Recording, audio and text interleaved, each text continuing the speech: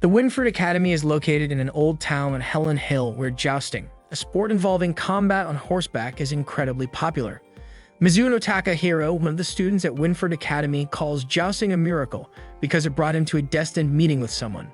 On the day of the tournament, entry Celia Kumani, the student council president of Winford Academy, faced off against Vice President Avery Rana. Celia launched a graceful attack that thrilled the audience.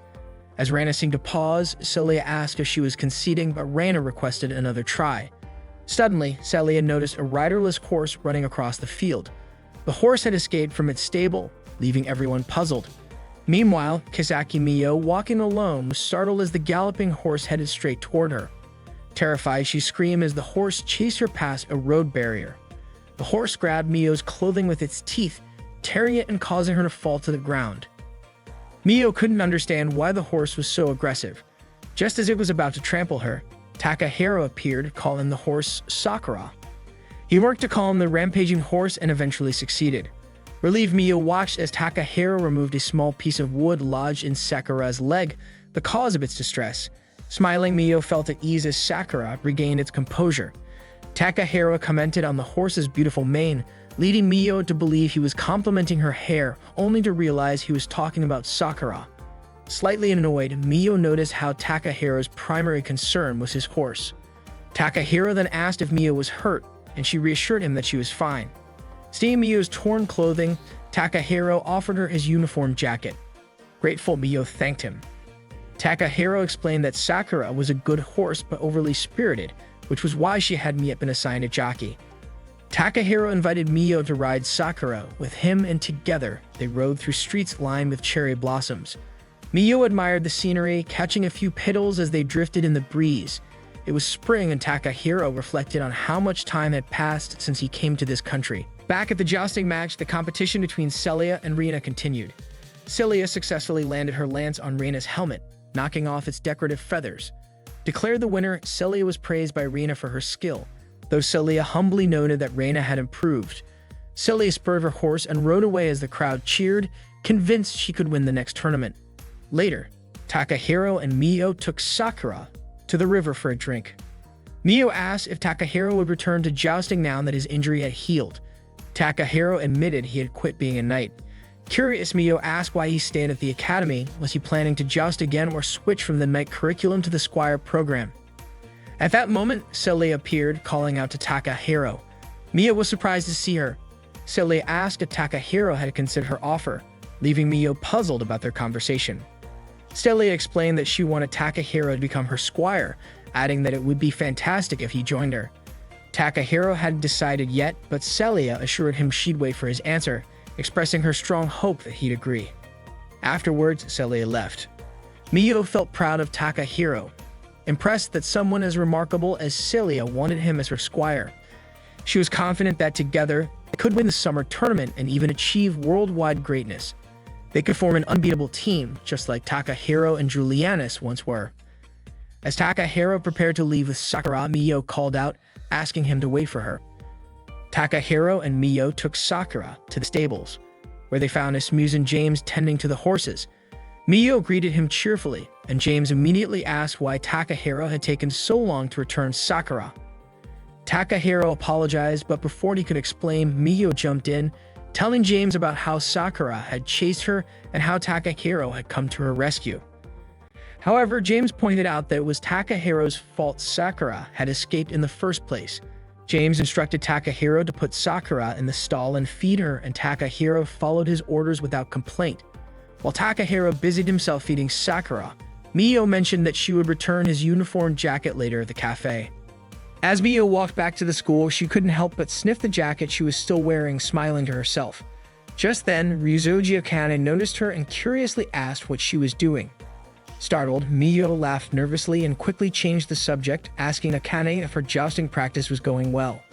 Akane replied that she was giving it her all, no matter how close the tournament was. Miyo called her impressive and a favorite to win, though Akane brushed off the compliment, saying it was an exaggeration. Miyo added that many students in other programs had been talking about Akane, but admitted that the top favorite was undeniably Celia. Hearing Celia's name, Akane became momentarily lost in admiration, imagining Celia's incredible skill. Snapping out of it, Akane finally noticed Mio's outfit and asked why she was wearing a boy's uniform. Mio burst out laughing and explained everything to Akane. Later, while working her part-time job at the cafe, Mio found that Akane had shared the story with Hiraji Ayako, who laughed as she heard about Mio and Takahiro's unusual day. Both Akane and Ayako teased Mio, saying it seemed like she was just having a string of bad luck. Mio admitted that unlike Akane and others in the night curriculum, she had no idea how to handle horses. Ayako chimed in, saying that Takahiro was so focused on horses that he probably made things extra challenging for Mio. She shared a Japanese saying, "If you want to win over a knight, start with his horse." Mio nodded, recalling the proverb, but Ayako advised her that it wouldn't be easy since Takahiro was always inseparable from his horse. Ayako then suggested a different approach: start with his stomach. Mio's mind immediately went to carrots. Ayako joked that Mio needed to win Takahiro over, adding that once she did, he could be all hers. Excited by the idea, Mio decided to make a delicious carrot-inspired lunch as a way to thank him. That evening, while walking home, Takahiro saw two small children playing, pretending to joust. Their mother called them inside for dinner, and the sight stirred memories of jousting in Takahiro's mind. Takahiro eventually arrived home at Ayako's cafe, where Mio greeted him warmly. Akane also acknowledged him, and Ayako offered him dinner. Takahiro, however, wanted to put his bag away in his room first.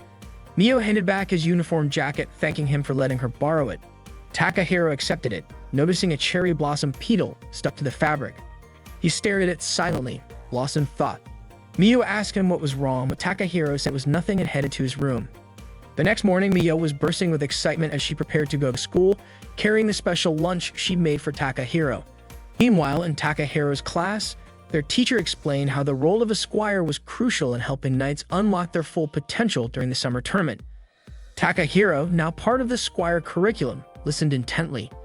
In the night curriculum class, the students were practicing their jousting skills with lances. Akane was in the class, diligently training alongside her peers.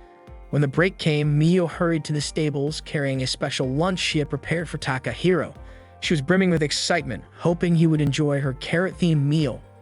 When Mio arrived at the stables, she called out for Takahiro, but he was nowhere to be found. Meanwhile, Takahiro was strolling through the back garden when someone called his name.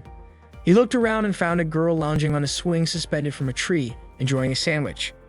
The girl casually mentioned that her younger sister had made the sandwich for her, so she wasn't planning on sharing it with him. Takahiro asked if she was a second-year student. The girl introduced herself as Asuka Noelle Marys.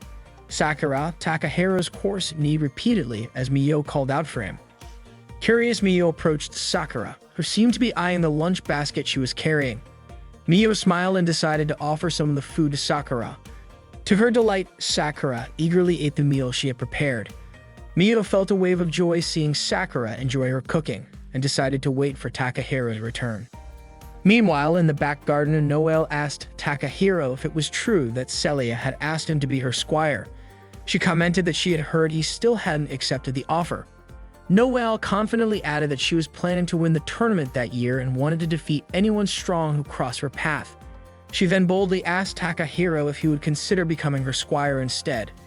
At the same time, Mio noticed Takahiro's jousting helmet lying nearby while feeding Sakura.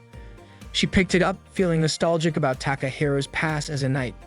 Mio admired how cool Takahiro had been back then and how he still was now. She found herself deeply admiring him.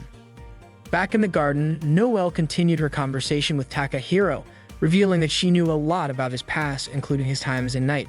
She expressed how much it would mean to her if Takahiro joined her as her squire in the tournament, saying it would be a great help. Takahiro didn't give her a direct answer, only saying that he needed to get back to the stables. Noelle suggested they discuss the matter another time and asked him to consider her offer. Takahiro agreed to think about it and left. At the stables, Mio hugged Takahiro's helmet, taking in its scent. She couldn't resist trying it on and declared excitedly that she looked just like a knight. Her excitement was cut short when she suddenly noticed Sakura munching on the rest of the lunch she had prepared for Takahiro. Mio tried to stop Sakura, but it was too late. The horse had eaten everything. Heartbroken, Mio lamented all the time and effort she had spent making the meal. Then Sakura began to move restlessly, prompting Mio to tell her there was no more food left. Suddenly, Sakura let out a loud neigh and broke through the fence that had been holding her. Mio was terrified as Sakura bolted, falling momentarily before getting back up and chasing after Mio.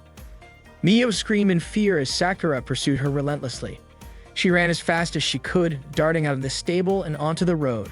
At that moment, Allfusser Beartile was explaining to Ann and Emma that a knight's most important attributes were their mind, skills, and body.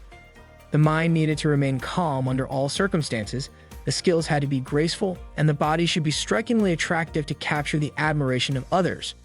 Suddenly, Emma and Ellen noticed Mio running toward them, screaming for help as she was being chased by Sakura, the horse.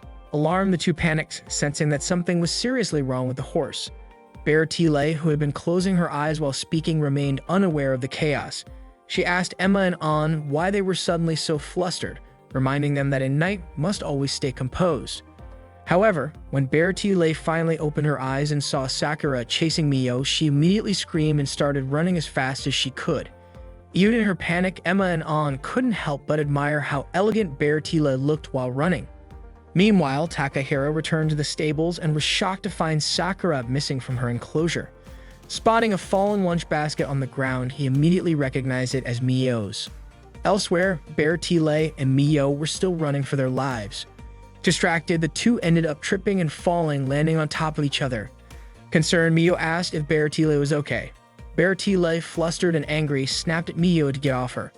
As Mio moved aside, Sakura managed to catch up and grab Beartile's skirt with her teeth, lifting her into the air. Beartile screamed, demanding Sakura put her down. Mio tried yelling at Sakura to calm down, but it didn't work. Desperate, Mio remembered how Takahiro had calmed Sakura before and decided to try the same method. She called Sakura's name, catching the horse's attention. As Sakura turned toward Mio, Beartile's skirt tore and she fell to the ground with a thud. Mio immediately approached Sakura and hugged her, soothing the distressed horse. From a distance, Takahiro spotted Mio holding Sakura and working to calm her down. To his relief, Sakura finally settled, becoming docile again. Beartile, still lying on the ground, was in disbelief over what had just happened. Mio turned to her and reassured her that Sakura was calm now. Emma and Ann quickly ran over to check on Beartile, who was furious. She accused Mio of orchestrating the entire incident, claiming it was a scheme to prevent her, as a tournament favorite, from competing. Mio was taken aback and tried to explain the situation, but Beartile wouldn't hear it. She pointed out Mio's apparent skill with horses and the knight's helmet she was holding, assuming Mio was an experienced knight. Mio insisted she wasn't a knight, but Beartile refused to believe her, vowing not to let Mio off the hook after the embarrassment she had suffered. Emma and Ann tried to help Beartile by covering her torn skirt with what fabric they could find. Meanwhile, Beartile demanded to know Mio's name. Mio introduced herself as Kazaki Mio. Hearing this, Beartile pondered whether Mio was listed in the knight curriculum. Without warning, Beartile threw a glove at Mio. Confused, Mio asked why she had done that. Beartile declared it was a formal duel challenge to defend her honor as a knight. Shocked, Mio dropped the helmet she was holding.